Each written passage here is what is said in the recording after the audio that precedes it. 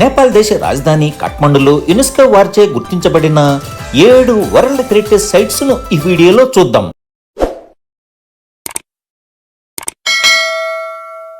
కాఠ్మండులోని 7 world heritage sites ను ఒక వరుస క్రమంలో ఈ వీడియోలో చూద్దాం. కాఠ్మండు ఎయిర్పోర్ట్ నుండి 15 కిలోమీటర్ల దూరంలో చాంగు నారాయణ టెంపుల్ ఉంటుంది.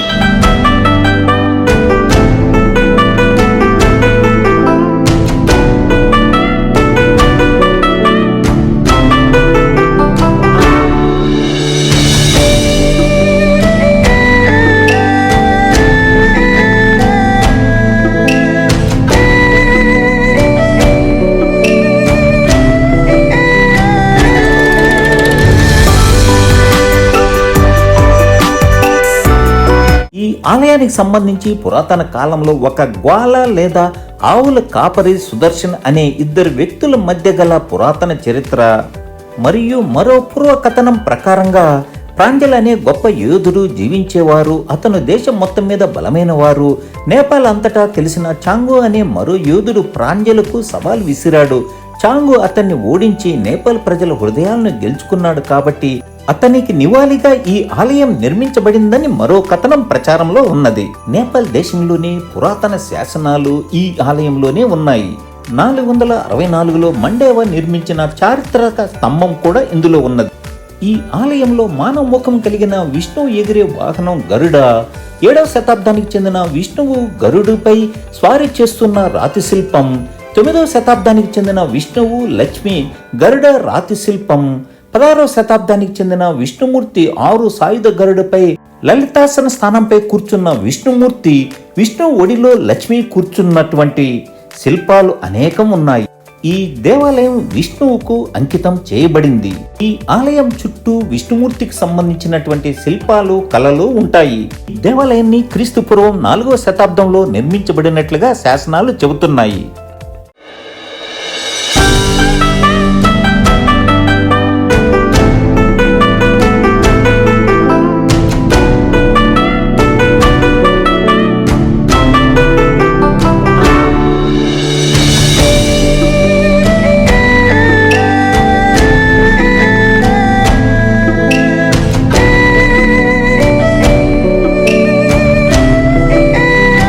దేవాలయంలో ఉన్న ముఖ్య విగ్రహం గర్భగృహంలో ఉన్న చతుర్భుజ నారాయణుడి విగ్రహం చాలా అరుదైన శిల్పకళతో తయారు చేయబడింది. ఆయుధాలు శంఖం, చక్రం, గద, పద్మంతో ఉంటుంది. దేవాలయం చుట్టూ ఉన్న విగ్రహాల్లో విష్ణువు యొక్క విభిన్న అవతారాలు వామన, నరసింహ, వారాహ అవతారాలు నైపుణ్యంతో చెక్కబడ్డాయి. చాంగు నారాయణుడును నేపాలీ విష్ణువుగా భావిస్తారు. ఇతడిని స్థానికులు చాంగా నారాయణ అని పిలుస్తారు. 2015లో సంభవించిన నేపాల్ భూకంపంలో ప్రధాన గర్భగృహం బలంగా నిలిచింది. ఇది నిర్మాణ నైపుణ్యానికి నిదర్శనం. ఈ చాంగు నారాయణ దేవాలయం నుండి 6.5 కిలోమీటర్ల దూరంలో 2వ యునెస్కో వరల్డ్ హెరిటేజ్ సైట్ అయినటువంటి భక్తాపూర్ దర్బార్ స్క్వేర్ ఉంటుంది. నేపాల్ దేశ రాజధాని కాఠ్మండు ఎయిర్పోర్టుకు 12 కిలోమీటర్ల దూరంలో భక్తాపూర్ ఉంటుంది. భక్తాపూర్ కల్చరల్ సిటీగా ప్రసిద్ధి చెందింది.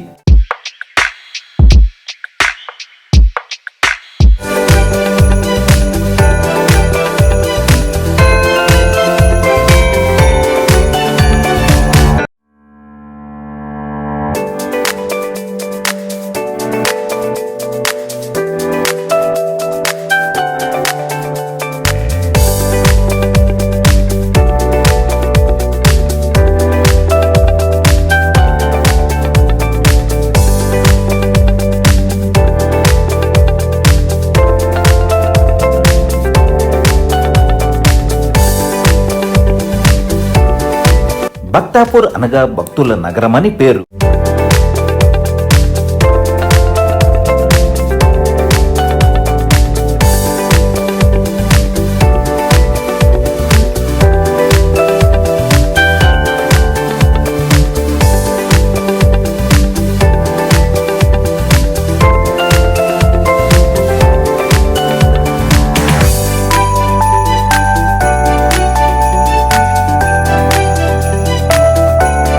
భక్తాపూర్లోని 9 స్క్వేర్ ఇది.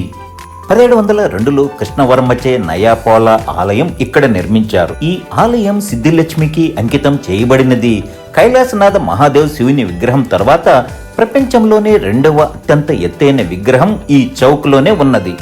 ఈ నయాపోల ఆలయం సిద్ధిలక్ష్మికి అంకితం చేయబడినది మరియు బక్తాపూర్ యొక్క రాజవంశానికి ప్రత్యేక దేవతగా పరిగణించబడింది. 2015లో వచ్చిన భూకంపం ఈ చౌక్ మరియు నయాపోల ఆలయానికి గణనీయమైన నష్టం కలిగించింది. తరువాత ఈ ఆలయాన్ని పునరుద్ధరించారు. 9గా పిలువబడే ఈ చౌక్ బక్తాపూర్ యొక్క నూతన నిర్మాణ మరియు సాంస్కృతిక వారసత్వానికి ఒక అద్భుతమైన ఉదాహరణగా పేరుంది. ఇప్పుడు బక్తాపూర్ దర్బార్ స్క్వేర్ ను చూద్దాం. బంగారు వాకిలితో స్వాగతం. ఈ బక్తాపూర్ దర్బార్ స్క్వేరు పూర్వ రాజభవన సముదాయం. ఈ బక్తాపూర్ దర్బార్ స్క్వేరు 14వ శతాబ్దం నుండి 15వ శతాబ్దం వరకు నేపాల్లోని మల్లా రాజులకు మరియు 15వ శతాబ్దం నుండి 18వ శతాబ్దం చివరి వరకు బక్తాపూర్ రాజ్య రాజులకు 1769లో రాజ్యం జయించబడే వరకు నివాసంగా ఉండేది. అద్భుతమైన శిలా కళా నైపుణ్యానికి ప్రసిద్ధి చెందింది కాబట్టే 1979లో యునెస్కో వారిచే వరల్డ్ హెరిటేజ్ సైట్ గా ప్రకటించబడింది. ఈ బక్తాపూర్ దర్బారు చతురస్రం 99 ప్రాంగణాలను కలిగి ఉంటుంది. కానీ నేడు 15 ప్రాంగణాలు లేవు. రాజులు నివాసంగా ఉండిన ఈ బక్తాపూర్ దర్బార్ స్క్వేర్ ను సందర్శిస్తే ఎంతో అనుభూతిని, ఆనందాన్ని కలిగిస్తుంది.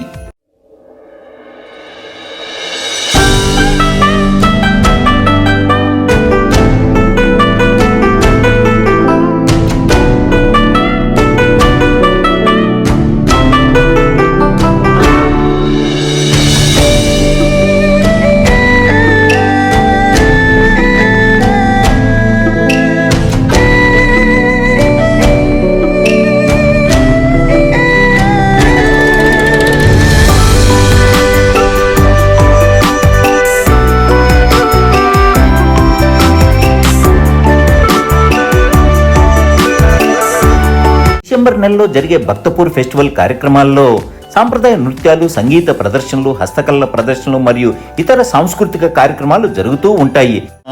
పశుపతినాథ్ దేవాలయము నేపాల్ దేశ రాజధాని అయినటువంటి కాఠ్మండు నగరంలో ఈశాన్య దిక్కున భాగమతి నది ఒడ్డున ఉన్నది. కాఠ్మండులోని తామిల్ నుండి 6 కిలోమీటర్ల దూరంలో, ఎయిర్పోర్ట్ నుండి 3 కిలోమీటర్ల దూరంలో పశుపతినాథ్ దేవాలయం ఉంటుంది. ఈ దేవాలయంలోకి వెళ్ళడానికి 4 దిక్కుల ప్రవేశ ద్వారాలు ఉండడం విశేషం. పశుపతి అనగా ప్రపంచంలోని జీవరాశులకు అధిపతి అయినటువంటి మహాశివుడు అని భక్తులు భావిస్తారు. అందుకే ఈ శివాలయాన్ని సందర్శించడానికి దేశ విదేశాల నుండి వేల సంఖ్యలో భక్తులు వస్తుంటారు. ప్రధాన ఆలయ ద్వారం ఇదే. ఆలయ నిర్మాణానికి సరైన ఆధారాలు లేనప్పటికీ గోపాలరాజ వంశబలి అనే చారిత్రక పత్రిక ప్రకారం 6వ శతాబ్దంలో రాజు శివదేవుడు నిర్మించారని, 753 సంవత్సరంలో ఈ ఆలయ నిర్మాణం జరిపాడని 11వ జయదేవ పశుపతినాథ దేవాలయంలో వేయించిన శిలాశాసనం ద్వారా తెలుస్తుంది. తర్వాత కాలంలో 1416 సంవత్సరంలో రాజా జ్యోతిమల్ల ఈ దేవాలయానికి పునరుద్ధరణ పనులు జరిపించారని, 1697 సంవత్సరంలో రాజా భూపేంద్ర ఈ దేవాలయాన్ని పునర్నిర్మించారని చెబుతారు. ఇతిహాస ప్రకారం నేపాల్ మహత్యం హిమవత్ ఖండం ప్రకారం ఒకరోజు శివుడు కాశీ నుండి భాగమతి నది ఒడ్డున ఉన్న మృగస్థలి అనే ప్రదేశంలో పార్వతీ సమేతంగా వచ్చి జింక అవతారంతో నిద్రిస్తుండగా దేవతలు శివుడిని కాశీ తిరిగి తీసుకొని పోవడానికి జింకను లాగినప్పుడు జింక కొమ్ము విరిగి 4 ముక్కలుగా పడిందని, ఈ 4 ఖండాలుగా పడినదే ఇప్పుడు చతుర్ముఖ లింగంగా ఉన్నదని ఇతిహాసం చెబుతారు. దేవాలయం ప్రవేశం దాటగానే పెద్ద నంది విగ్రహం ఉంటుంది. హిందూ మతస్థులకు మాత్రమే ప్రవేశం కలిగిన ఈ దేవాలయం లోపల వివిధ దేవాలయాలు కూడా ఉంటాయి. అద్భుతమైన దేవాలయం లోపల నిర్మాణ శైలిని చూసి భక్తులు ఆశ్చర్యం చెందుతారు. 12 జ్యోతిర్లింగాల్లో ఒకటైన కేదారీనాథ్లో సగంగా ఈ దేవాలయం పరిగణించబడుతుంది. ఈ ఆలయంలో ప్రతిష్ఠించిన శివలింగం 5 ముఖాలు విభిన్నమైన లక్షణాలను కలిగి ఉంటాయి. దక్షిణ వైపున ఉన్న ముఖాన్ని అఘోర ముఖమని, పడమర వైపు ఉన్న ముఖాన్ని సద్వోజాత్ అని, తూర్పు ఉత్తరం వైపు ఉన్న ముఖాన్ని తత్పురుష అర్ధనారీశ్వరుడని, పైకి ఉండే ముఖాన్ని ఈశాన్ ముఖ అంటారు. ఇది నిరాకార నోరు. ఇది భగవాన్ పశుపతినాథుడికి సంబంధించిన ఉత్తమ ముఖంగా భావిస్తారు. ఈ శివలింగానికి పంచముఖంగా పేరు ఉన్నప్పటికీ చతుర్ముఖంగా 4 ముఖాలతో భక్తులకు దర్శనమిస్తారు. మహాశివరాత్రి, సంక్రాంతి పర్వదినాలలో ఈ దేవాలయాన్ని వేల కొలది భక్తులు సందర్శిస్తారు. ఈ దేవాలయం సమీపంలోని ఆర్యఘాటు, గౌరీఘాటు, పందర శివాలయ, గోకర్ణనాథ్ విశ్వరూప దేవాలయాలు, గృహేశ్వర దేవాలయం, కీర్తికేశ్వర మందిరం, సూర్యఘాటులు ఉంటాయి. ఈ దేవాలయం వెనుకాన ఉన్నదే భాగమతి నది. ఈ భాగమతి నది ఒడ్డున ఆర్యఘాట్ అనే ప్రదేశంలో కాశీవలే శ్మశాన వాటిక ఉంటుంది. ఇక్కడ దహన సంస్కరణలు జరపడం వల్ల ముక్తి లభిస్తుందని నమ్ముతారు. అందుకే కాబోలు కొంతమంది సాధువులు, వృద్ధులు, భక్తులు చివరి గడియల్లో ఈ ప్రాంతంలో నివాసం ఉంటారు. ఈ భాగమతి నది దాటాక 70-80 మెట్లు ఎక్కిన తర్వాత మృగస్థలి ప్రాంతంగా పిలువబడే ప్రాంతం ఉంటుంది.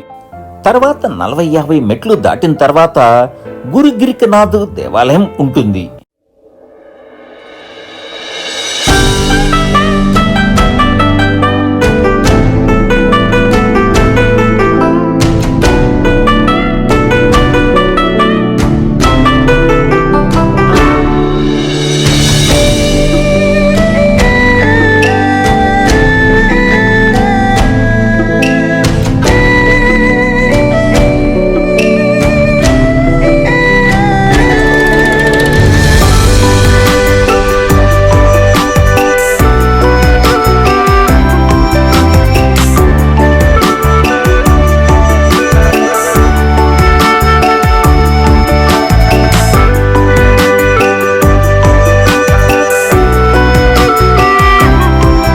ఈ దేవాలయం తర్వాత గృహేశ్వరి శక్తిపీఠం కనపడుతుంది. సతీదేవి శరీర భాగాలు పడిన ప్రాంతాలను శక్తిపీఠాలుగా పిలుస్తారు. మొత్తం 51 శక్తిపీఠాలలో ఈ గుహేశ్వరి శక్తిపీఠం ఒకటి. మంత్రశక్తుల సాధన కేంద్రంగా భక్తులు భావిస్తారు. ప్రసిద్ధి చెందిన పశుపతినాథ్ దేవాలయం మరియు శక్తిపీఠం ఒకే ప్రాంగణ పరిసర ప్రాంతాల్లో ఉండడం వలన భక్తుల రద్దీ ఎక్కువగా ఉంటుంది. ఇప్పుడు సాయంత్రం 6 దాటింది. ఇప్పుడు మళ్ళీ పశుపతినాథ్ దేవాలయం ప్రాంగణానికి వెళ్దాం. ప్రతిరోజు సాయంత్రం పశుపతినాథ్ దేవాలయం వెనుకాన్నే ఉన్న భాగమతి నది ఒడ్డున గంగా హారతి ఉంటుంది.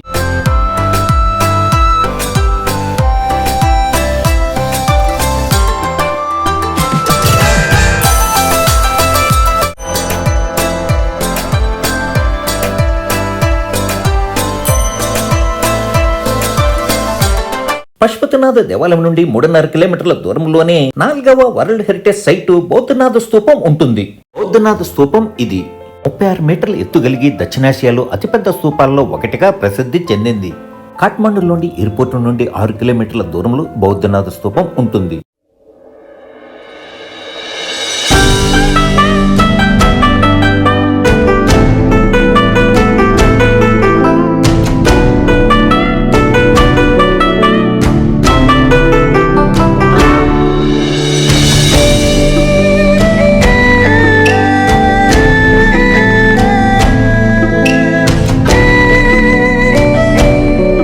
ఈ బౌద్ధనాథ స్తూప సందర్శనకు సార్క్ దేశాల వారికి 100 రూపాయలు, ఇతర దేశాల వారికి 400 రూపాయల నేపాలీ కరెన్సీలో వసూలు చేస్తారు. స్థానిక చరిత్ర ప్రకారం ఈ స్తూపాన్ని ఒక భక్తురాలు తన 4 కుమారులతో కలిసి నిర్మించారని, ఇది బుద్ధుని అవశేషాలను శ్రద్ధగా సమర్పించే స్థలంగా గుర్తించబడింది. టిబెట్ను చైనా ఆక్రమణ తర్వాత నేపాల్కు వలస వచ్చిన టిబెటన్ బౌద్ధ భిక్షువులు మరియు లామాలకు ఇది ఒక కీలక ఆధ్యాత్మిక కేంద్రంగా మారింది. స్తూపంపై ఉన్న 13 స్థాయిలు జ్ఞానానికి దారితీసే 13 దశలను సూచిస్తాయని అంటారు. అవి సమాధి నుండి మోక్షానికి దారితీసే దశలుగా పిలువబడుతుంది. ప్రతిరోజు భక్తులు వేలాది మంది స్తూపం చుట్టూ క్లాక్ వైజు ప్రదర్శన చేస్తారు. దీన్నే కోరా అంటారు. స్తూపంపై ఉన్న 4 వైపులా చూస్తున్న బుద్ధుని కళ్ళను వేచి చూస్తున్న ధర్మంగా భావిస్తారు. అవి జ్ఞానాన్ని, విశ్వ నిరీక్షణను సూచిస్తాయని అంటారు. ఈ బౌద్ధనాథ ప్రాంతాన్ని ఒకప్పుడు కాశీ బజార్గా పిలిచేవారు. స్తూపం చుట్టూ అనేక టిబెటన్ మఠాలు కూడా ఉంటాయి. ఇది హిమాలయ బౌద్ధకుల యాత్రా ప్రదేశాల్లో ఒకటిగా మారింది.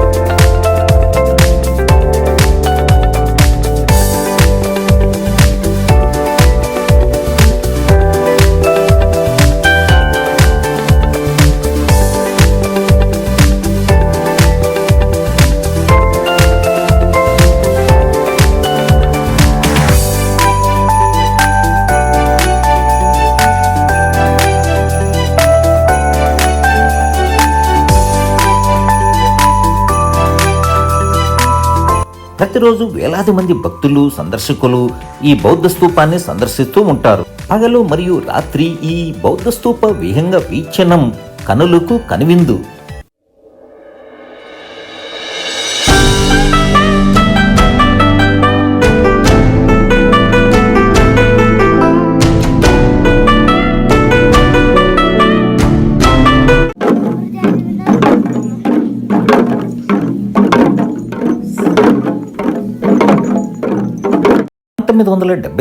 వరల్డ్ హెరిటేజ్ సైట్ గా గుర్తింపబడిన కాఠ్మండు దర్బార్ స్క్వేర్ ఇది. నేపాల్ దేశ రాజధాని కాఠ్మండులోని తామల్ నుండి 1.5 కిలోమీటర్ల దూరంలో ఇది ఉంటుంది. కుమారి ఘర్, జీవించే దేవత కుమారి నివసించే గృహం కూడా ఇందులో ఉంటుంది. ఈ కాఠ్మండు దర్బార్ స్క్వేర్ మల్లరాజుల కాలం నుండి నేపాల్ రాజుల నివాస ప్రాంతంగా ఉండేది. ఈ కాఠ్మండు దర్బార్ స్క్వేర్ ని బసంతపూర్ దర్బారు లేదా హనుమాన్ డోకాగా కూడా పిలుస్తారు. ప్రవేశ రుసుము సార్క్ దేశాల వారికి 500 రూపాయలు, ఇతర దేశాల వారికి 1000 రూపాయలు నేపాల్ కరెన్సీలో ఉంటుంది. ఈ కాఠ్మండు దర్బార్ స్క్వేర్ లోనే 17వ శతాబ్దంలో నిర్మించబడిన శక్తిదేవి తలేజ అమ్మవారి ఆలయం, జగన్నాథ మందిరం, బసంతపూర్ టవర్సు, ఇతర పురాతన గోడల నిర్మాణాలు ఉంటాయి. నేపాలీ శిల్పకళా శైలిలో నిర్మితమైన గోడలు, చెక్క బొమ్మలు, ప్రాచీన శిల్పాలు సందర్శకులను ఈ ప్రాంగణమంతా ఎంతో ఆకట్టుకుంటూ ఉంటుంది.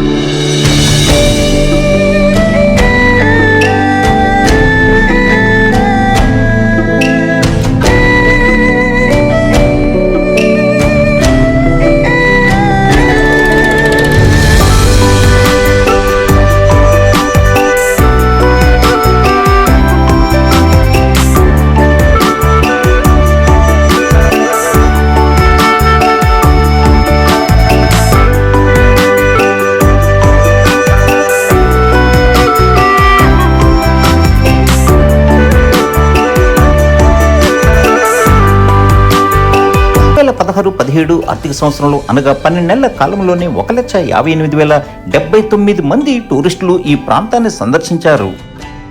ఇక ఈ కాఠ్మండు దర్బార్ స్క్వేర్ నుండి 5 కిలోమీటర్ల దూరంలో ఉన్న పటాన్ దర్బార్ స్క్వేర్ ను చూద్దాం. 1979లో వరల్డ్ హెరిటేజ్ సైట్ గా ఈ పటాన్ స్క్వేర్ ను గుర్తింపబడింది. ఈ పటాన్ స్క్వేర్ లోని ఆలయాలు, మఠాలు బౌద్ధ మరియు హిందూ శైలులను అద్భుతంగా మిళితం చేస్తాయి. ఇది నేపాల్లో ఉన్న ఏ ఇతర దర్బార్ స్క్వేర్ తో పోలిస్తే అత్యంత ఆధ్యాత్మిక స్థలంగా భావించబడుతుంది. పటాన్కు అసలు పేరు లలితపూర్. ఇది సంస్కృత పదం. దీని అర్థం సౌందర్య నగరం అని అంటారు. నేపాల్ యొక్క కళల నగరంగా కూడా పిలుస్తారు. ప్రతి 30 అడుగులకి ఒక ఆలయం ఉన్న నగరం అని కూడా అంటారు. చాలా చిన్న ప్రాంతంలోని 55కు పైగా ముఖ్యమైన ఆలయాలు 16వ శతాబ్దంలో నిర్మించబడినవి ఉంటాయి. పటాన్ మ్యూజియం నేపాలీ శిల్పకళ, ధార్మిక చరిత్ర, పురావస్తు కళలకు నిలయంగా ఉంటుంది.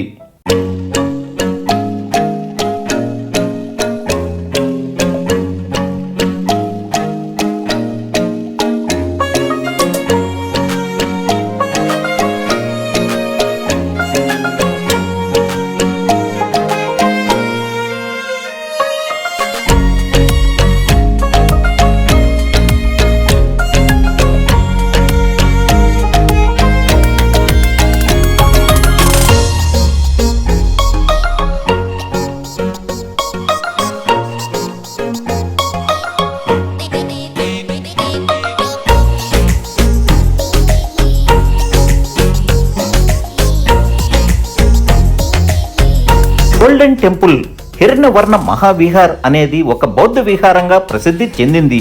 ఇది పూర్తిగా బంగారు పలకలతో అలంకరించబడి ఉంటుంది.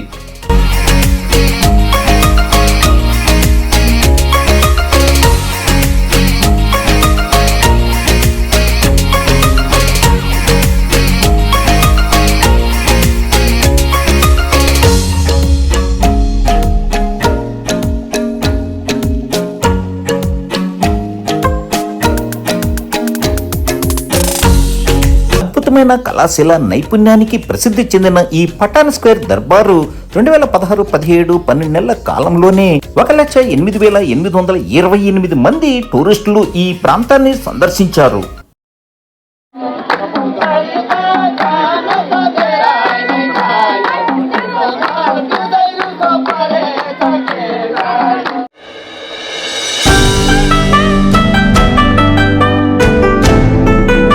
పంతొమ్మిది 1979లో యునెస్కో వరల్డ్ హెరిటేజ్ సైట్ గా గుర్తింపబడిన స్వయంభునాథు లేదా మంకీ టెంపుల్ బుద్ధా పార్క్ నుండి 0.5 కిలోమీటర్ల దూరంలోనే కొండపైన ఉంటుంది.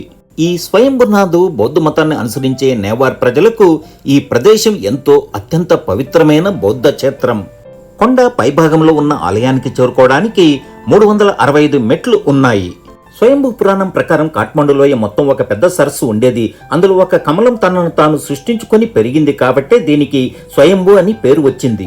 ఈ ఆలయాన్ని మంకీ టెంపుల్ అని కూడా పిలుస్తారు. ఈ దేవాలయం పరిసర ప్రాంతాల్లో ఎక్కడ చూసినా కోతులు ఉంటాయి. దీనికి కూడా ఒక కథ ప్రచారంలో ఉన్నది. ఇక్కడ కోతులను ప్రజలు పవిత్ర జంతువుగా భావిస్తారు. స్వయంభునాథ్ ఆలయం ప్రాచీనమైన సాంస్కృతిక సాంప్రదాయ బౌద్ధ ప్రదేశాలలో ఒకటి. గోపాల రాజవంశం ప్రకారం స్వయంభునాథ్ ఆలయం మనదేవర రాజు కాలంలో రాజు విర్షపదేవ పాలనలో 5వ శతాబ్దం ప్రారంభంలో నిర్మించబడిందని అంటారు. అశోకుడు 3వ శతాబ్దంలో బౌద్ధ విహారం స్థానంలో స్మారక స్తంభాన్ని నిర్మించారని, తర్వాత కాలంలో అవి అంతరించిపోయాయని అంటారు. స్వయంభునాథ్ ఆలయం బౌద్ధ క్షేత్రం అయినప్పటికీ హిందువులు కూడా దీనిని పవిత్ర స్థలంగా భావిస్తారు. కాఠ్మండు రాజు అయినటువంటి ప్రతాప్ మల్లార్ 17వ శతాబ్దంలో ఆలయానికి తూర్పున ఒక మెట్లదారిని నిర్మించారు. స్వయంభునాథ్ ఆలయ స్తంభాన్ని 1500 సంవత్సరాల కాలంలో 15 సార్లు పునర్నిర్మించారు. 20 కిలోల బంగారాన్ని ఉపయోగించి స్వయంభు మందిరానికి బంగారు పూత పూయించారు. పవిత్రమైన స్వయంభునాథు లేదా మంకీ టెంపుల్ గా పిలువబడే ఈ ఆలయాన్ని సందర్శించడానికి దేశ విదేశాల నుండి ప్రతిరోజు వేల సంఖ్యలో భక్తులు సందర్శకులు వస్తుంటారు.